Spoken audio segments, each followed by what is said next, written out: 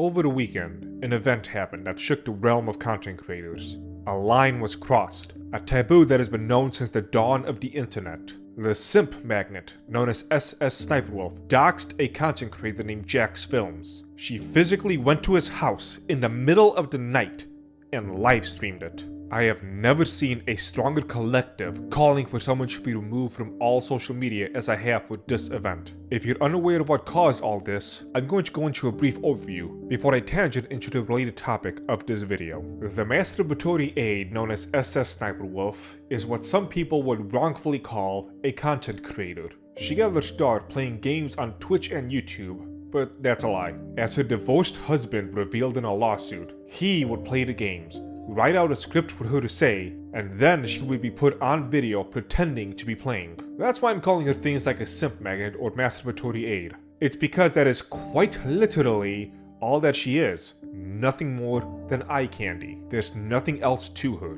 Probably due to the lawsuit, and possibly because she figured out the next grift. Sniperwolf, who has over 30 million followers on YouTube, not to mention her other socials, began to do the worst YouTube grift that exists today. The bottom of the barrel, worst and fast food style of video, known as reaction content. She takes people's TikToks or YouTube shorts, stitches them together, does a really poor job acting like her reactions are genuine, and uploads this for millions of views. Some notable ways that take her laziness to the next level. She reuses thumbnails, reuses clips, sometimes within the same video, reuses the empty "damn, that's crazy" type of reactions to multiple clips, blocks off the people's handles so you can't even see who posted the original clip, sometimes doesn't even react and just plays a clip, and my personal favorite, will cut a clip short of someone making a joke or a one-liner, then repeats it as if it's her own jokes. How do I know all this? Thanks to the work of one Jacksfilms.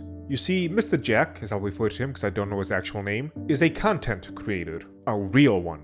He's pointed out how many people have stolen his content to use in their own compilations. At one point calculating, he may have missed out on as much as $100,000. Obviously that's not a small amount. So what he did was go down the Sniperwolf rabbit hole and found all these things out. He even built an entire second channel just centered around mocking her, where he created a fun bingo game centered around her reused mannerisms. There is a lot more to who Sniperwolf is as a person that we won't have time to go into, such as her prior arrest records or attempts to destroy entire channels and personalities, including accusing others of being sexual predators. Suffice it to say, this most recent action of showing up to someone's house and live streaming their home is not out of character. Sniperwolf is, by anyone's metric, or at least anyone whose opinion matters, a bad person. But how did some no skill, no talent piece of meat get to be in this position? I'm a strong believer in meritocracy. There's lots of people who I don't personally watch, but still feel they deserve their insane levels of success based on what I've seen. The two most popular that people are familiar with is PewDiePie and Mr. Beast. I know how to tell the difference between content I don't like or just don't care for, and content that is just plain bad. Going back to Sniperwolf, in terms of quality, there is nothing qualitative about her work. She is not a likable person. She sure as hell does not contribute anything. All she does is steal other people's works and posts it as her own. By all accounts, based on talent and meritocracy alone, she should be a nobody. Instead, she's a multi-millionaire and continues to make millions every single year off the backs of other people. An uninspiring, unoriginal, mindless, thoughtless creature that could be replaced with AI and no one would ever notice. And they have somehow managed to rise to the top with reaction content. And currently, she is the YouTube meta. Mindless, useless, mouth-breathing reaction channels. Let's briefly take a look as to why someone like Mr. Jack would be upset by a cumrag like Sniperwolf.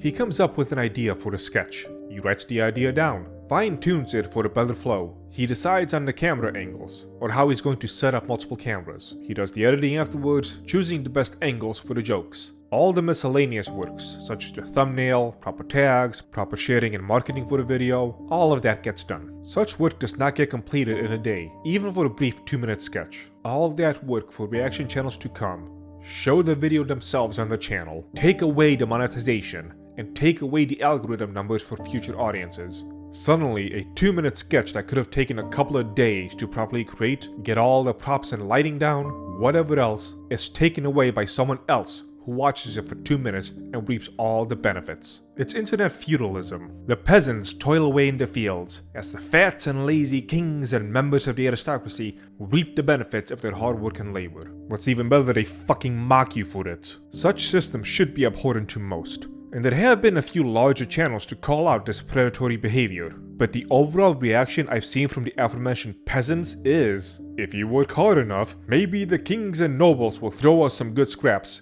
and we can live off of those scraps. I remember back in the day, before YouTube was even owned by Google, many videos, channels, content creators, there was a realm of authenticity to them. I'm not even talking about quality right now, I'm just talking about care.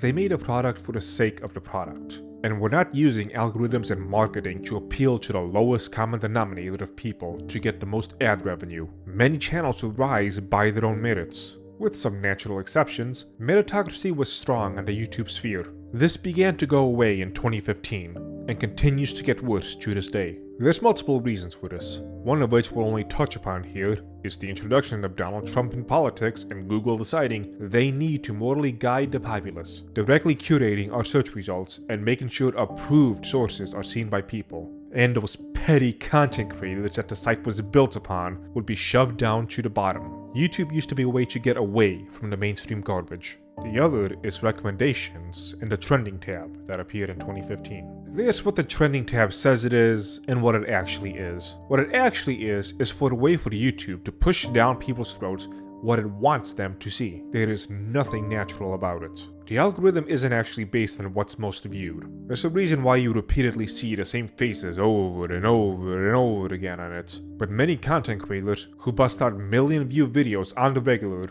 will never see themselves on the tab. This is how a lot of people from 2015 onwards got their big pushes. YouTube deciding it wants them to collect the views and not others. The anointed ones, if you will. The arbitrary, ever-changing algorithm became what people live and die off of.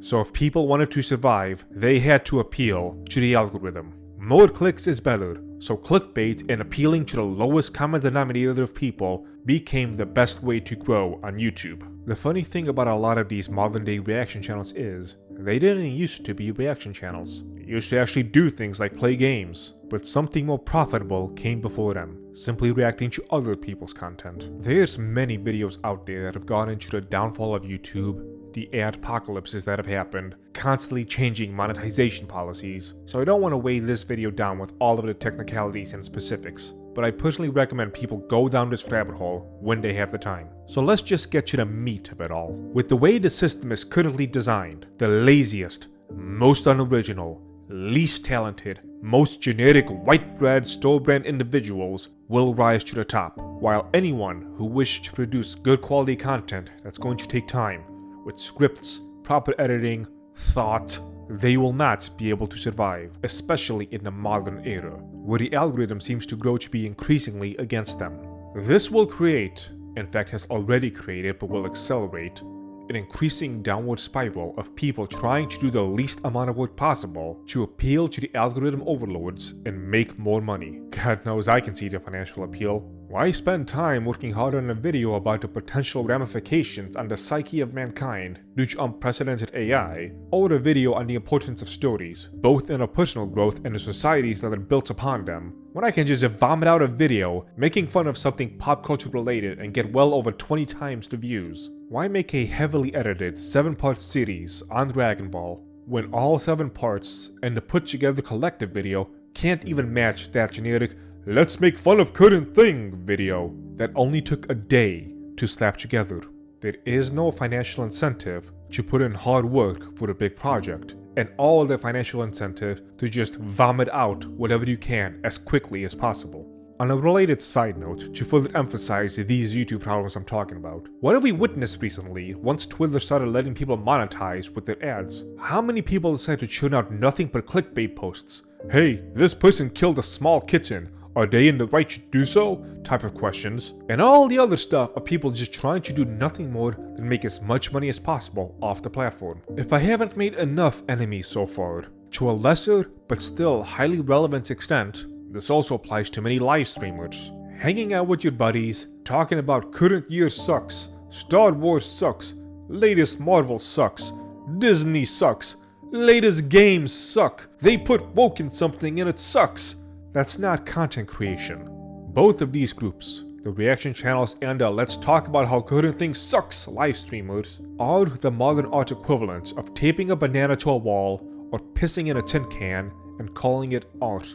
And much like modern art, this makes them considerably more money than if they were to try and make something good. Trying to explain why this matters to everyone in the grand scheme, and why it personally affects me, is really difficult because people online seem to have a real difficult time linking any two things together. If my neighbor decides to set their place on fire and I complain, people online will ask me why I care when it's not even my home. When I say the fire might spread to me and every other home around, they'll ask me for a source that shows that'll happen. When I say I actually live in an apartment and our units are directly connected, they'll tell me to just move. When I say the fire will spread to my apartment much faster than I can just pack my things and move, they'll make some kind of a quick jab and move on. But I'm hoping, for the people who watch this, that at least some will be able to understand and resonate with what I'm saying. I've already outlined how it affects me. YouTube is not a main source of income. It can essentially be called a glorified advertisement for my own business. But much like my business, the point of it all is not to make as much money as possible, then disappear with my sacks of cash and retire or something. The money is a means to an end,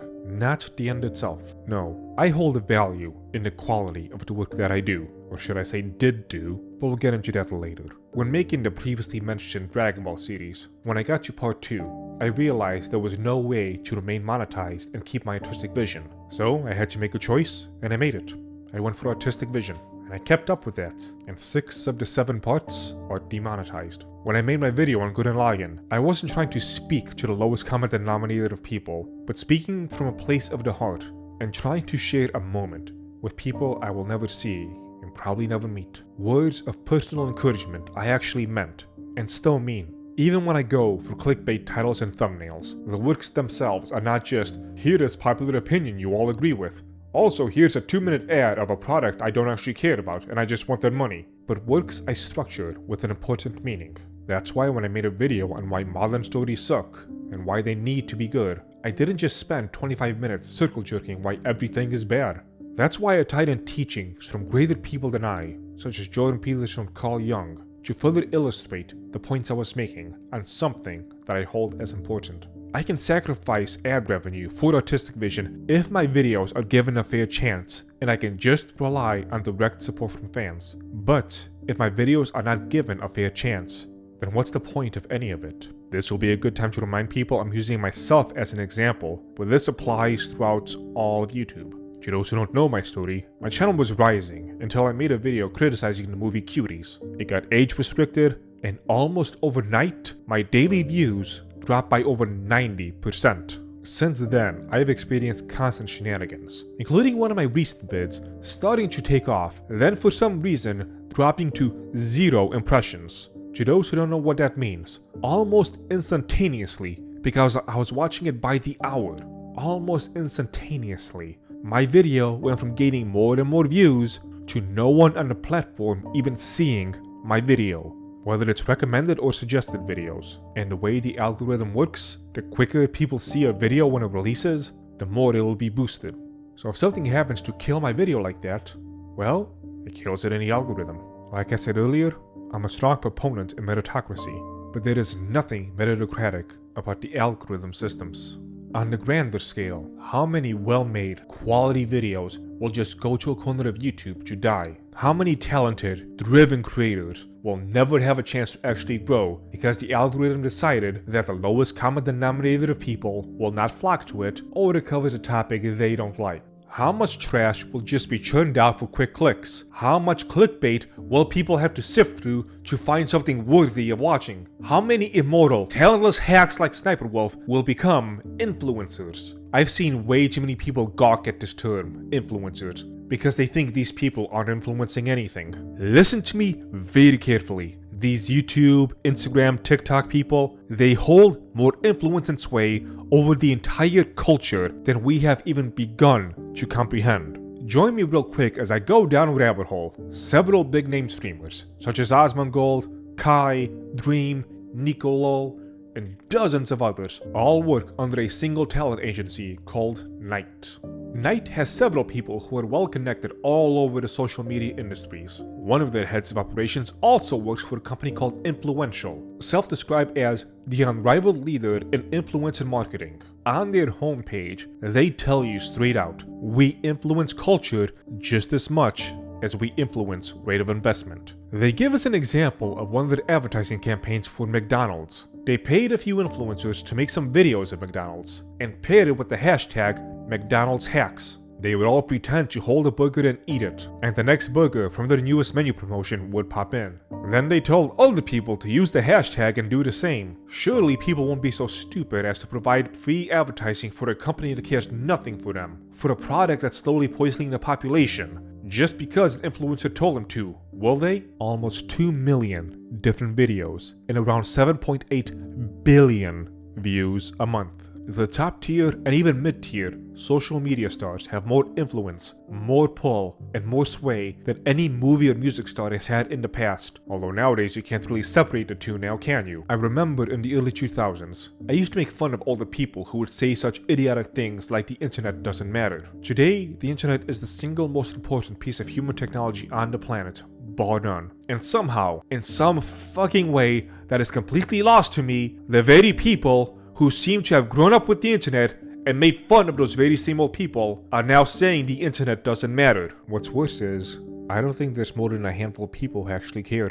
The idea of artistic expression and vision, of high quality work, making something with love and care, none of these things seem to matter anymore. It's all about getting that bank, make that money, consume, consume, consume. There's a really ironic meme I frequently see in some of my circles. Someone talking about the degradation of pop culture and brands like Marvel, and the people who say, just let people enjoy things. The guy in the video says, don't ask questions, just consume product and get excited for next product. We all get giddy over dunking on these people, but that's exactly what we all do. Except it's even worse. What we're consuming isn't even a product anymore. Reaction content, lazy live streams, and even videos now barely count as a product, as so much of it is just as simple as, do you hate current thing? Oh yes, I hate current thing too. Let's make fun of current thing. Here's a video of me reading a tweet, then rambling for a minimum 8 minutes for the algorithm boost. I feel like I also need to take this cheap shot. Hey everyone who's gotten real comfortable with our lazy productions, let's create our own current thing. Here's a comic book GoFundMe. Thank you for all the money. It may take over 2 fucking years for the product to ever arrive to you, if it does at all, but I already got your money. I made that bank, so deal with it. Here I am, ranting and raving about all of this, but I think I might be the biggest hypocrite of them all. I've seen these problems, I've talked about them, rallied against it, and yet, here I am. I've more or less given up. I've got a script done right now for anime Mushoku Tensei, where I call it the greatest isekai and explain why it's got one of the best stories I have seen in a long time. But I'm hesitant to start working on it, because it's not some rage bait talking about why something is bad, and I fear putting in a lot of work in the project and getting very little out of it. Again, I'm ragging on live streamers and how they're essentially just lazy whores, but I started live streaming specifically for that same reason, because if I go online for an hour and someone drops a $5 super chat, that will make more money than most of the real content I make. That also took considerably longer to produce. It's not like I'm subtle about it. On my streams, I'm saying what I'm doing is trash tier, low quality, but the disincentivization has worked. And I'm not in a financial position where I can make quality videos for the sake of quality videos anymore. Hell, I never was. But making those sacrifices has taken its toll on me. I've talked a lot about those comments I would always get. How I'm so underrated. The video deserves more views. I deserve more subs. On and on and on. And back in the day when I used to see them, they would make me really happy. They would make me feel like I'm doing something good. That I actually have a chance of getting by with my meritocracy. But now they just depress me. They just remind me of how much time and effort I've put into doing these works, and how I'm not going to get anything out of it. A saying I've held on to for many years now is that morality without results is meaningless. I can try and be in my high horse all I want, saying these things about live streamers and reaction content, but it doesn't matter. I see it in my business as well. I've put thought and effort into my teas, whether it's teas from a distributor that I find work well, or ones I've made from scratch. I take great pride in the quality of the teas, and compared to seeing a big payout, I get a lot more excited for people's praises as they try my stuff, and discover how amazing tea can be, once you move away from that Lipton crap. But it doesn't matter. I never, in my 8.5 years of business or 4.5 years on YouTube, grew for my quality. No, it was influencers that helped me grow. There's something funny that happened without naming names. One of those influencers began to grow sour with some of their supporters, completely unrelated to me, but because they now saw them in a bad light, they took a look at me and said my stuff wasn't actually good anyway, and they stopped buying from me. Even now, I've had people say that since I have associated with so-and-so in the past on a business level, they can't support me. And I'm a small-time nobody running a small business, but I still get hit with this nonsense. So please don't waste my time with any of that influencers don't matter crap. And it does not matter if they want to be or not. I can't tell you how many independent thinkers I've seen all dance to the tune of whoever they chose to listen to that day. I talk against people using clickbait and ragebait, but I mean, look at this video. How relevant is Sniperwolf anymore? Barely. I just straight up use clickbait to finally rant about something that's been on my mind for months, but I just don't care. I've also seen on Twitter how being an asshole and having hot takes grows you considerably faster than just about anything else. Unfortunately for me, there's still a part of me that is trying to hold on to these old morals and ethics that I have, of trying to do the right thing, caring about things beyond their monetary value. But I'm slowly working on killing off that part of me. If I can kill it off, I'll start to make shitty, clickbaity, rage bait garbage for people to eat whatever slop I throw in front of them. And even as I tell them it is slop and I'm doing it for nothing more than their clicks and their money, they will smile and laugh and throw even more money at me. Because every single little thing that happens in this culture has to be ironic. It's not the reality I wanted. It's not how I wish for things to go. But I just don't see another way. As much I wanted to do with my business as well. I had planned on launching the Dragon's Apothecary, where I can get to work on other products like soaps and incense. Things that I can make by hand. Restart working on things like protein shakes and energy drinks. I have plans of using my personal training background to launch a gym, setting up both personal and gym-wide goals to turn the experience as something like a video game or tabletop RPG, where people will use their training, their workouts, as a way to compete against an enemy, and use that to motivate people to become better versions of themselves. There was also my physical tea shop, which my plans for has since evolved into a 2-story structure, where I would help build a personal, in real-life anime community, where we'd have watch parties, gaming tournaments, and an assortment of other fun stuff. But I don't know if I want to do any of that anymore. No, that's not right. I don't want to continue pretending that if I just work hard at it, these things will happen. I don't want to pretend like it is hard work and a good product, be it a retail product or a video, that will get you ahead. No, the way you really grow on social media, I need to piss off someone much larger than me to get launched into some fake internet drama fight. Eventually make a video about how my channel is under attack and get those pity culture war subs. Or I need someone much larger than me to give me a shout out and say go sub to my channel. Or I guess pray for the algorithm gods to bless me, but I'm not holding my breath. If social media grew some balls and rightfully removed Sniperwolf from the platforms, I don't think it'll really matter. She's made enough money to just coast through the rest of her life on investments alone. Or she'll join Kick, get her army of troglodytes and simps to follow her there. Will this video do anything? Probably not. It'll be viewed as nothing more than a smaller channel being jealous of a larger channel. Moral principles be damned. To anyone new to this channel who might actually care about any of this and hasn't already left, I'll post a few of my videos down below that I'm proud of and would like people to see. The links to my business and Discord are down there as well. To do something that's probably highly unconventional, if you don't care about those other works, but just want to see more videos like this of me bitching and complaining about things, then please do not subscribe and get the hell off my channel. The entire point of the video is wasted on you. To everyone else, all support is appreciated, and I hope some of my works will stir something inside you and inspire you, and maybe you'll find a path where you don't become as jaded as I am.